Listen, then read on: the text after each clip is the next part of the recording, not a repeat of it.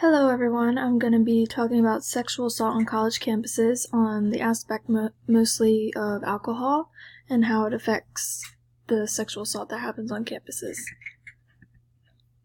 So I'm going to go over alcohol at college parties, alcohol and male aggression, and how females become easy targets. Alright, so I read a story about a woman that was raped at a beach party off campus and was too drunk to fight back. She was taking a shower, and a male entered the bathroom and locked her in. Therefore, she couldn't fight back because she was too drunk, and he ended up raping her. My thesis is alcohol plays a major role in sexual assaults on college campuses. Females under the influence of alcohol become easy targets to aggressive male perpetrator behavior. Alcohol at college parties. A majority of college parties involve alcohol of some sort. Drinking games are the main part of the party that involves the consumption of large amounts of alcohol.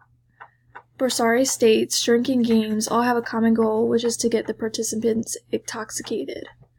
Borsari includes a study that stated that alcohol is used to gain sexual mastery over women, and college rapists reported that they get women drunk to have sex with them. Alcohol tends to make most perpetrators aggressive, and it is dangerous to women who have been drinking.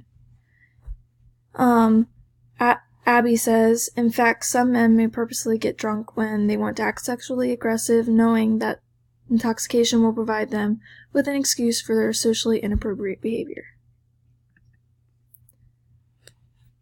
Females being easy targets. Since males under the influence of alcohol may get aggressive, females are at a great risk of violence of being sexually assaulted. They have issues figuring out cues that are put off by the perpetrators, meaning that if they show aggressive behavior, they may not notice.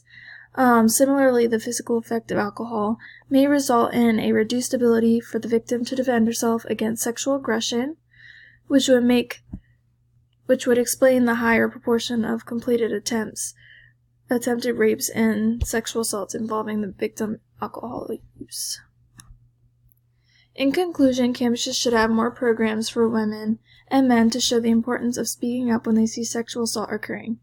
Students need to also be educated on the effects of alcohol and how it can affect cognitive and physical aspects of their body. Many people believe that they make their own decisions and alcohol has nothing to do with the decision.